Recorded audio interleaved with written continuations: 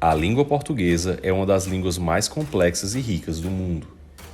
Sendo falada por quase 4% da população mundial, é uma língua românica com fortes origens latinas e com um desenvolvimento interessante e surpreendente. No vídeo de hoje, vamos falar brevemente sobre como, afinal, o latim evoluiu para a língua portuguesa. Mas, antes disso, já deixa o dedo no like e se inscreve agora mesmo para não perder as novidades por aqui. No século III a.C., a Península Ibérica já fazia parte de Roma. Tendo sido conquistada ainda no período da República Romana, as províncias da Hispânia e Lusitânia foram uma das mais prósperas províncias romanas, berço de imperadores e grandes líderes militares. A língua falada na Roma antiga era o latim. No entanto, havia um fenômeno bem interessante, similar ao que acontece hoje em dia em nosso país. Se você frequenta o ambiente universitário ou até mesmo jurídico, pode perceber que existe um tipo de linguagem que é usado nos trabalhos acadêmicos e nas conversações sobre assuntos teóricos. O que, por outro lado, é bem distinto da linguagem utilizada no interior, no âmbito rural, que é falado por pessoas iletradas e cujas expressões e falas são repletas de regionalismos e muitas vezes com uma grande acentuação de sotaque. Nenhum deles é pior ou melhor, apenas diferente. E a beleza do idioma comum é que, juntando um acadêmico ou jurista e um humilde agricultor, mesmo com um vocabulário diferente, ao se encontrarem, poderão se comunicar e se entender perfeitamente. E essa é a beleza de um idioma comum, pois há classes gramaticais e vocábulos básicos que todos dominamos. E o mesmo se passava também no Império Romano. O latim que se falava na Itália se entendia perfeitamente na Gália ou na Espanha, pois tinha a mesma base, ainda que tivesse dois tipos de fala: o sermo-urbanus, a linguagem da cidade, e o sermo-rusticus, a linguagem do campo. O sermo-urbanus era o latim clássico, aqueles que vemos nos livros e nas inscrições dos edifícios. Esse é o latim que normalmente estudamos, um idioma cheio de declinações, sintaxes interrelacionadas, com tudo se encaixando perfeitamente. Ele era tanto falado quanto escrito, pois era usado pelas pessoas das cidades, que tinham um alto grau cultural. Em Roma, haviam escolas públicas que foram a base da unificação da cultura e do idioma, que era necessário para levar toda a administração do império. Por outro lado, as escolas não chegavam em todo lugar, e o latim que as pessoas do campo, sem uma educação formal, falavam se chamou de latim vulgar, que não era escrito, só era falado, uma vez que as pessoas que o usavam não sabiam escrever. Nesse latim popular, vulgar, se usavam menos declinações e se mesclavam o latim com outras línguas regionais que existiam antes da chegada dos romanos. No entanto, Roma conseguiu que houvesse uma unidade idiomática, em que os falantes de latim clássico e do latim vulgar podiam se comunicar com toda naturalidade e entendimento. Porém, quando os visigodos e outras tribos bárbaras entraram na Península Ibérica por volta do século V, o latim clássico vai se perdendo aos poucos e o latim vulgar ganha mais espaço. O que era mais complexo no idioma passou a se simplificar, e o que já era simples prevaleceu. Portanto, as línguas românicas que hoje conhecemos não nasceram necessariamente da língua-mãe culta que era o latim clássico, mas sim do humilde, mas ativo e, sobretudo, realista latim vulgar, que ia adaptando a língua às necessidades reais de cada dia. No século V, o latim falado começa a mudar, sobretudo devido à falta de comunicação e à falta das estruturas unificadoras desempenhadas pelas escolas. Começam a aparecer diferentes formas de falar o latim na Itália, na Espanha e na França, e, inclusive, formações diferentes dentro da Itália, dentro da Espanha e dentro da França, o que coaduna com as invasões e migrações dos visigodos e outras tribos bárbaras. Mas, curiosamente, os invasores vão aos poucos abandonando suas línguas originárias, pois acham na língua corrente, que era falado por todos, uma facilidade maior de se comunicar com os habitantes locais, que estavam em muito maior número.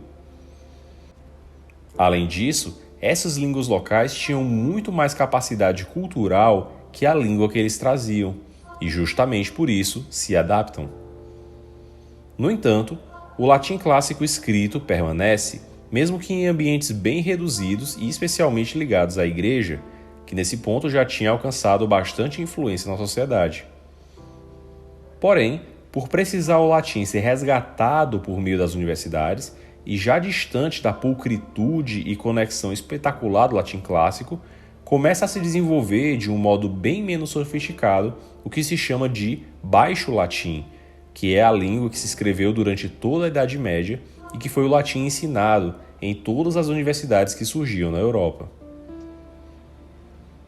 O latim vulgar também, com o passar do tempo, iria evoluindo de uma forma constante e rápida, ao ponto que, no século VII, já se pode dizer que as línguas na Ibéria eram completamente diferentes do latim vulgar, daí porque se chamam pré-românicas, que têm origem no latim, mas que já são línguas distintas. Essas línguas são chamadas pré-românicas, já que são uma etapa bem subdesenvolvida das línguas românicas propriamente. Na Península Ibérica surgiram como dialetos pré-românicos o leonês, o castelhano, o navarro-aragonês, o valenciano-catalão, o moçárabe, que era um dialeto oriundo do latim vulgar falado pelos cristãos sob domínio mouro, e o galego-português, que é a língua que vai originar as línguas românicas do galego e do português. O galego-português foi uma língua muito comum, em especial nas cortes estrangeiras, dada a sua proximidade com o latim vulgar. O rei Afonso X, o Sábio, rei de Castela, por exemplo, utilizando o idioma galego-português, fez as tão famosas Cantigas de Santa Maria, em belíssimos códices ilustrados, nos quais várias centenas de cantigas relatam prodígios, aventuras, milagres e acontecimentos espetaculares em formas de rimas musicadas. É possível reparar também a semelhança enorme do texto dessas cantigas do século XIII com o português atual. Inclusive, aqui na descrição você pode encontrar um link com algumas cantigas de Santa Maria traduzidas para o idioma português. Um dos pontos interessantes na formação do galego-português é que a língua ia mudando e as pessoas simplesmente não notavam que já estavam falando uma nova língua. Para elas, ainda estavam falando o latim. Um dos documentos considerados como o mais antigo escrito em galego-português está a Carta da Fundação da Igreja de Lardosa, do século IX, e a Notícia dos Fiadores, do século XII. Já no português, um dos documentos mais antigos é o Testamento de Dom Afonso II, de 1214, tido por especialistas como escrito já em português. Outro ponto interessante é observar os caminhos e transformações das palavras, saindo do latim e evoluindo ao português com o passar do tempo. Algumas dessas transformações levam a palavras divergentes, que são palavras diferentes que vieram da mesma origem, como é o caso de pleno e cheio, vindas ambas da palavra latina pleno. Já outras transformações geram palavras convergentes, palavras iguais, mas com origens diferentes, como são, que pode ser o verbo da terceira pessoa do plural, um adjetivo ou uma abreviação da palavra santo. Esses processos de transformação são chamados no português de metaplasmos, e é interessantíssimo ver como essas modificações ocorreram no latim para gerar palavras em português de som similar. Os fonemas podem surgir, sumir ou mudar no decorrer do tempo. Por exemplo, a palavra latina stella recebeu um E no começo, um R no meio e perdeu um dos L's, virando estrela. Já a palavra escuto recebeu um E, sofreu a sonorização T, que virou D, e mudou do U para o O, virando escudo. O verbo ponere avançou a sílaba tônica, virando ponere. Depois, perdeu o último E, depois perdeu o N, virando poer, e por fim, juntou as duas vogais em uma só, virando por. Por isso, inclusive, que o verbo por é de terceira conjugação. Também acontece de palavras modernas terem suas derivações de palavras anteriores a elas no latim, como a palavra chuva, que deriva de pluvia do latim, de onde vem, por exemplo, índice pluviométrico ou águas pluviais. Não se diz águas chuviais, e sim pluviais, pois vem de pluvial, do latim. Ou o verbo lembrar, que tem como origem a palavra memorare, daí a palavra memorável. Ou rio, que em latim é fluvius, o que explica o porquê se diz que as águas de um rio são águas fluviais. Ou, quem mora no estado do Rio de Janeiro é fluminense. E você, conhecia essa evolução da nossa língua? Então se inscreve aqui no canal para fortalecer nosso trabalho e envia para os seus amigos que amam a última flor do Lácio, o idioma português.